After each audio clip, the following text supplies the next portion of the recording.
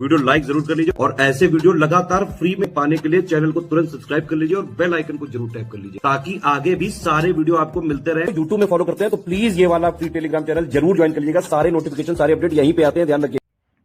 Hello everyone, welcome to Aaro by study for civil services. Myself Alka Pandey. तो दोस्तों, हम देख रहे थे इंडियन इकोनॉमी और आज की क्लास में हम देखेंगे जीडीपी, जीएनपी, एनएनपी, ये सारे कॉन्सेप्ट। तो चलिए शुरू करते हैं सबसे पहले जीडीपी से। ठीक है, तो जीडीपी क्या है? आपका ग्रॉस डोमेस्टिक प्रोडक्ट। इसके बारे में देख लेते हैं। Gross domestic product is the value of all final goods and services produce with in the boundary of a nation during 1 year period. ठीक है, यानी एक साल के अंदर में किसी देश की बाउंड्री के अंदर, ठीक है, the value of final all goods and services, इसी को कहते हैं जीडीपी। ठीक है, याद रखिएगा, विद इन द बाउंड्री। हाँ, ये जो कैलेंडर ईयर होता है, जो एक साल का समय होता है, वो 1 अप्रैल से लेके अगले साल के 31 मार्च तक होता है। ठीक, it is also calculated by adding national private consumption, gross investment, government spending and trade balance, यानी export minus imports. The use of exports minus imports factor removes expenditures on the imports not produced in the nation and adds expenditures of goods and services produced which are exported but not sold within the country.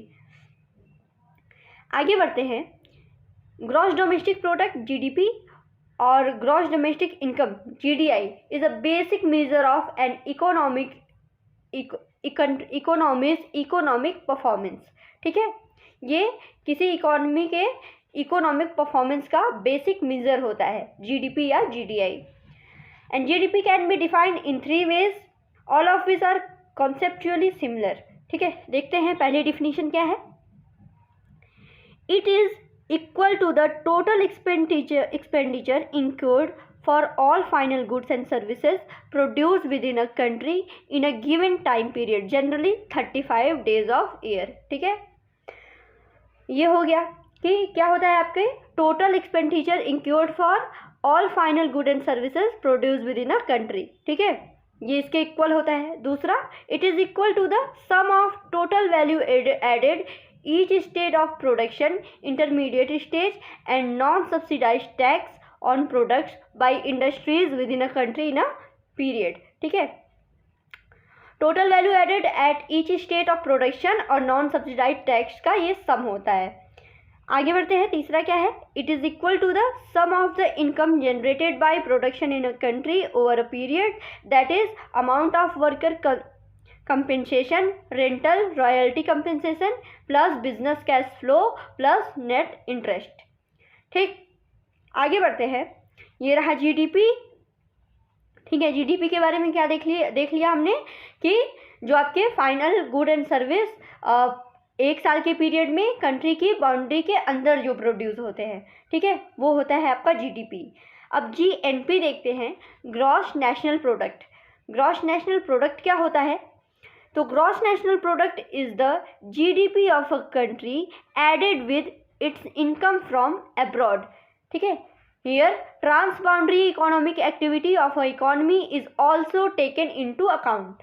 ठीक है, GNP में क्या होता है कि जो income abroad से आती है उसको भी इंक्लूड करते हैं। ठीक है, ये जीडीपी से थोड़ा सा अलग है। जीडीपी में हमने क्या देखा था कि जो इनकम है with in the boundary of nation वो जीडीपी में होता है, बट जीएनपी में क्या होता है कि जो इनकम अब्रॉड की होती है उसको भी इंक्लूड करते हैं। तो इसमें ट्रांस बाउंड्री इकोनॉमिक एक्टिविटीज़ भी is also taken into account. तो देखिए, ग्रॉस नेशनल प्रोडक्ट क्या होता है? तो सबसे पहले तो जीडीपी रहेगा। ठीक है, with in the boundary of country जो इनकम रही है वो होगा, plus factor income earn by domestic factor of production employed in the rest of the world. ठीक है, ये हो गया। फिर उसमें से माइनस करेंगे factor income earn by the factor of production for the rest of the world employed in the domestic country. ठीक, ये हो गया आपका GNP. GDP plus factor income earn by domestic factors of the production employed in the rest of the world minus factor income earn by the factor of production for the rest of the world employed in the domestic economy. आगे बढ़ते हैं, आगे है आपका net national product यानी NNP।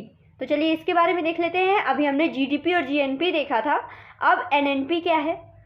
तो NNP जो होता है, in national income accounting, net national income is obtained by depreciation indirect taxes from the net national product. ठीक, तो net national product at factor cost is called national income. बहुत ही ज़्यादा important statement, product at factor cost is called national income. ठीक है, factor का cost पे net national product जो होता है उसी को नेशनल इनकम कहते हैं। एग्जाम में पूछ देगा, ठीक है, कि मार्केट कॉस्ट, फैक्टर कॉस्ट, मतलब आपको बिल्कुल पहचानना है, याद रखिएगा कि फैक्टर कॉस्ट पे होता है। आगे टू GNP माइनस डिप्रेसिएशन। तो GNP में से आप डिप्रेसिएशन को माइनस कर देंगे तो आपको नेट नेशनल प्रोडक्ट मिल जाएगा, और यही net national product factor cost पे नेशनल इनकम कहलाता है। आगे बढ़ते हैं, difference between GDP, GNP and NNP। ठीक, इसको देख लीजिए। तो ये क्या होता है, सबसे पहले both GDP and GNP reflect the national output and income of an economy. ठीक, नेशनल आउटपुट और इनकम ऑफ एन इकोनॉमी को रिफ्लेक्ट करता है। GDP measures all domestic output regardless of nationality of its unit of production, and GNP जो आपका gross national product है, measure the value of output generated by reasons nationality. ठीक, in GNP income received from the country or abroad is added, while the reduction of the cost incurred in NNP is subtracted। ठीक है, GNP में हमने देखा था कि country और abroad दोनों की इनकम वो इंक्लूड होती है, उसमें ऐड होती है।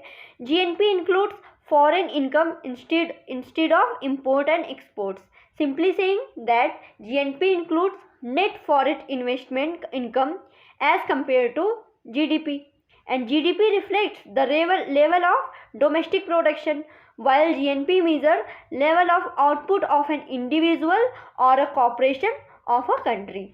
ठीक, ये रहा आपका GDP, GNP और NNP। एक और चीज़ है NDP।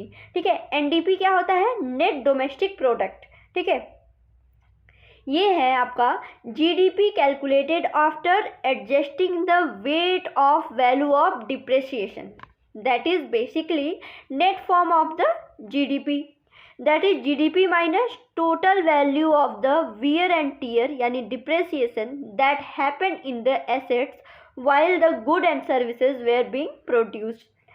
ठीक है, तो NDP को कैसे रिप्रेजेंट करेंगे, ये होगा आपका GDP माइनस डिप्रेसिएशन। याद रखिएगा, बहुत ही ज़्यादा कंफ्यूजिंग है। NNP में क्या होता है, वो GNP में से डिप्रेसिएशन को घटाते हैं, और NDP में क्या करते हैं, GDP में से डिप्रेसिएशन को घटाते हैं। ठीक, ये हो गया। और इसमें लास्ट एक चीज़ है सस्टेनेबल इकोनॉमिक ग्रोथ। ठीक है, इसके बारे में देख लेते हैं, सस्टेनेबल इकोनॉमिक ग्रोथ। तो देखिए, sustainable development is the process of socio economic development. ठीक है, ये सोशियो इकोनॉमिक डेवलपमेंट की प्रोसेस है, sustainable development, in which development is talked about the according to the endurance of the earth. ठीक है, sustainable development means economic development as well as protecting the environment. ठीक, ये economic development है, but साथ ही साथ protection of environment भी इसमें इसके साथ रहता है। This concept developed in the 1960s when people become aware of harmful effect of industrialization on the environment। ठीक है, 1960 में जब ये आपका इंडस्ट्रियलाइजेशन चल रहा था, उसके हार्मफुल इफेक्ट को इन्वायरमेंट पे देख के पीपल अवेयर हुए थे, तब ये कॉन्सेप्ट डेवलप हुआ था सस्टेनेबल इकोनॉमिक ग्रोथ का। ठीक है, आगे देखते हैं, रॉकेल कैरसन की बुक है the silent spring.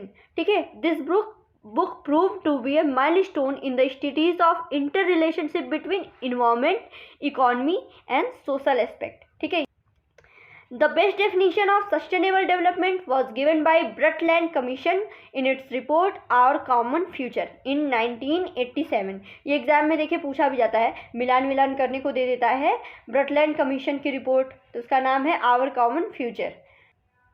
In 1968 biologist Paul Ehrlich published the book Population Bomb in which he highlighted the relationship between human population, resource exploitation and the environment. ठीक है दोस्तों, तो ये रहा आपका सस्टेनेबल इकोनॉमिक ग्रोथ के बारे में। बाकी हमने देख लिया जीडीपी, जीएनपी, एनडीपी और एनपीपी, एनएनपी। ठीक है, तो आज के लिए इतना ही। Thank you so much.